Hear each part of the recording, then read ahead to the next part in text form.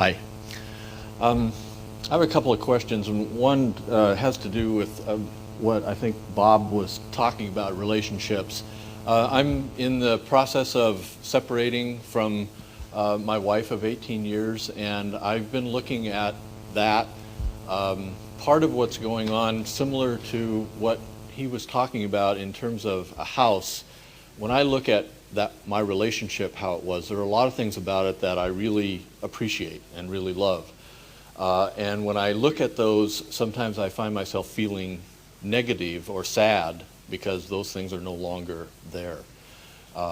And I'm wondering what I can do at that moment, because it feels like the thought that goes through my mind at that point is, well, if appreciating makes you sad, maybe you should be appreciated. Well, appreciation doesn't make you sad. In other words, appreciating always feels good, but noticing something that you want isn't makes you sad. Okay. In other words, if you can realize that if it feels good, that means you're in vibrational harmony with the essence of it. If it feels bad, that means you're not in vibrational harmony with the essence of something that you want. That's why we're saying it feels confusing because it feels like the same subject. I'm thinking about aspects of the relationship, or I'm thinking about the house, and it's making me feel bad. And we say, that's why if you will learn to tune your sensor in terms of feeling rather than thinking, you can get into the vibration that will ultimately allow what you want more quickly. Let's talk about this in a little bit of detail, because we know these words are logical, but we want you to really get it. Give us an example of a thought that makes you feel bad, one that you come across regularly. That my wife, Karen, and I used to walk a lot with our dog in the woods and on the beach and things like that. The other day, a wonderful man in Southern California sat in a room like this, and he was talking about some things that were going wrong. And we played with him a little bit, as you've heard us doing here today, trying to get him to talk about what he wanted. And finally he blurted, "Well, sure, Abraham, if I could have it my way." And we said, hear that. If you could have it your way, in other words, you absolutely can have it your way once you find the feeling place of what your way is. And sometimes it takes a little bit of contrasting experience to even understand what you want. Now, we have to ask, in other words, if the relationship had positive aspects, what is the separation about?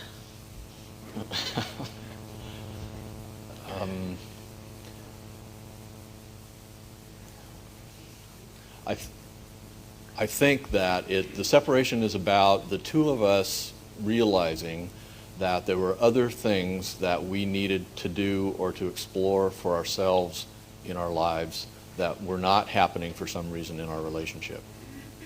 So it felt sort of like whatever the dynamics were of your relationship, it was keeping you bogged down and disallowing both of you from many of the things that you wanted.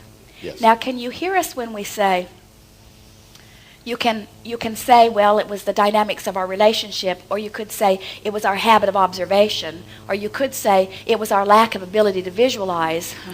In other words, there are a lot of other ways of explaining that, aren't there? Now, we're not in any way implying that you're making a bad decision in choosing something different. In other words, that's just fine.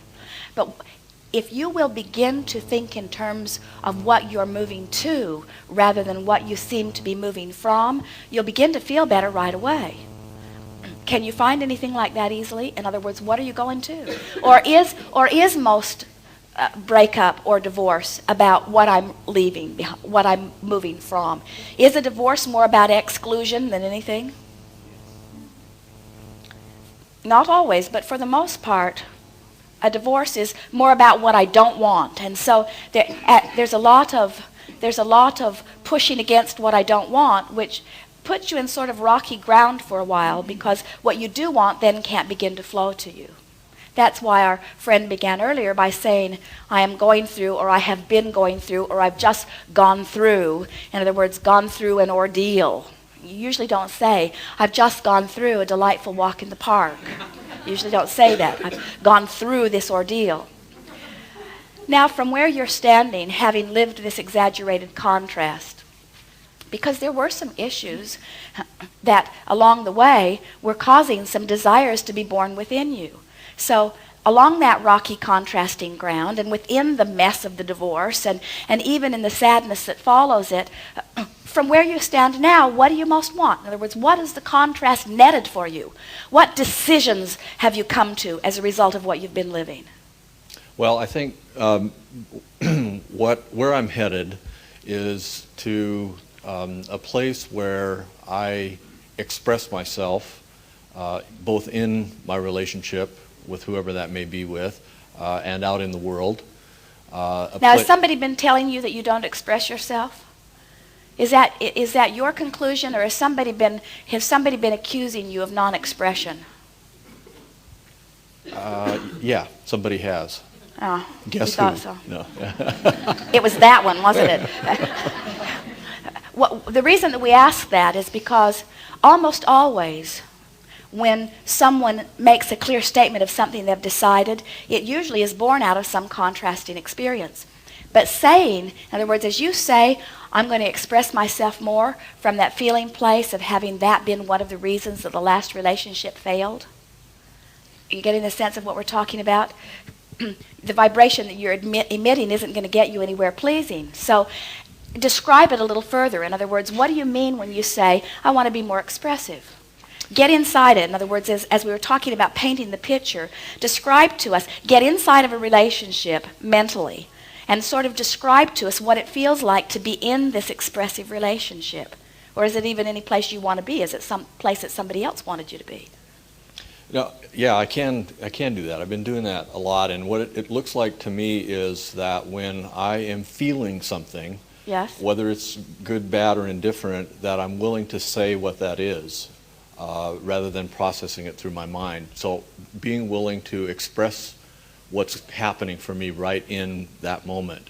In other words, what you've decided to do is make what you're feeling a bigger part of your partner's experience. Absolutely. Sort of get the feeling out on the table faster so that everybody knows what they're dealing with rather than letting the attraction go so far without anybody knowing. Yes. Well, we think that's a good thing. We would qualify it a little bit by saying, and I plan to be really heavy on expressing the good things and lighter on expressing the bad things. In other words, we are not really big encouragers of talking about things that are bothering you, because what it usually does is just attract more of it. All right. Do you think you're ready for another relationship?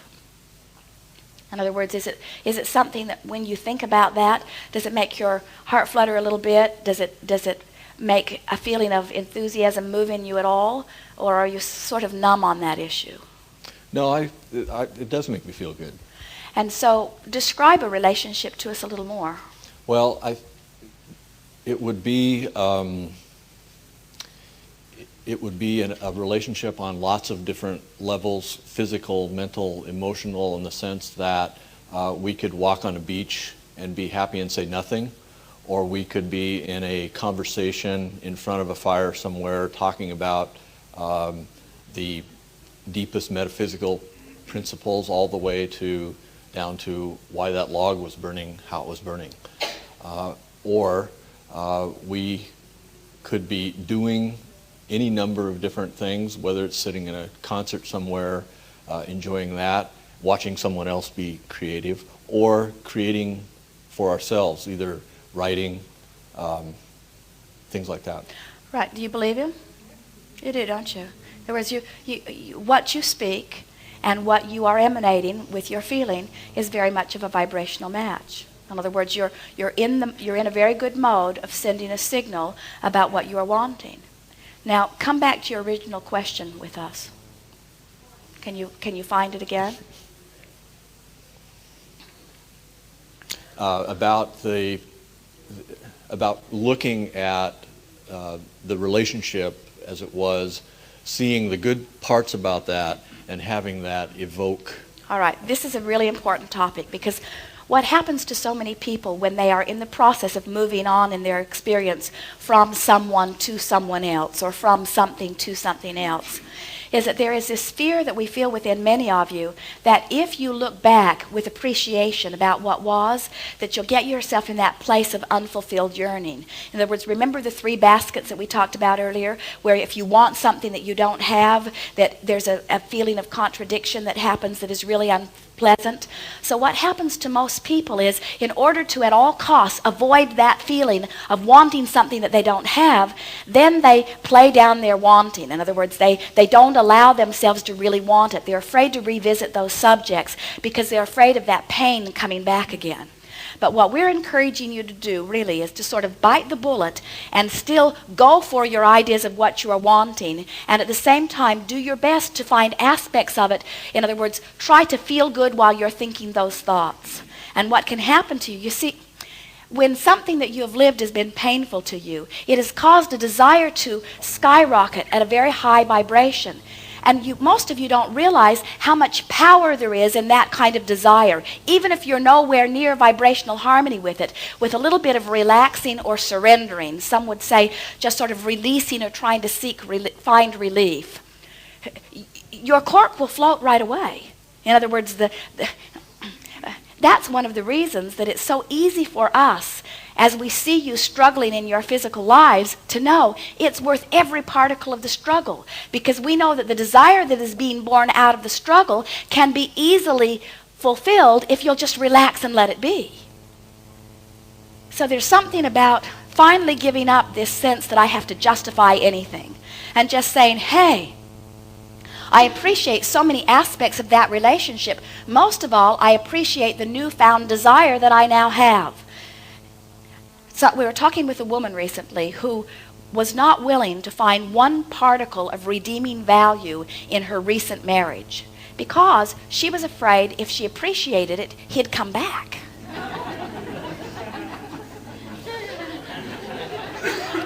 And we said, the only way he would come back is if you keep feeling the way you've been feeling.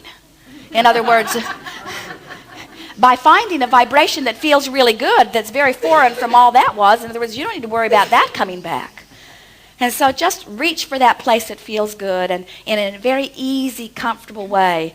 You're very good with words. In other words, you're very good at painting emotional pictures by visualization and with words, and we would encourage you to just play with that.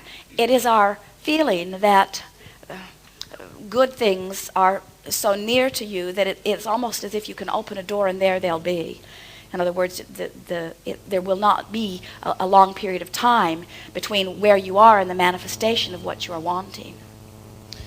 If I can just follow, thank you. Yes. If I could just follow up on that for a moment. The other thing I wanted to ask about, and it seems related to me, is that lately I've been noticing that when I'm visualizing things in the way that I want them, there are some moments when I'm not visualizing, and I seem to have a default mechanism based upon years and years of habits of thought and all those kinds of things. It feels like that default mechanism is sabotaging me somehow, that I'm not even conscious of it. But well, let us tell you what that's about. It's a habit of thought that's such a habitual, comfortable thought that you don't even know you're thinking it unless you have trained yourself to. You see, it's like when you deliberately hold a positive thought for 17 seconds, 34 seconds, 51 seconds, 68 seconds, you consciously attune yourself to that frequency. Then when you go into that default mode that you're talking about, it sticks out like a sore thumb. But if you haven't established a real clear benchmark, then you can drift off into that nebulous area and not be so aware of it.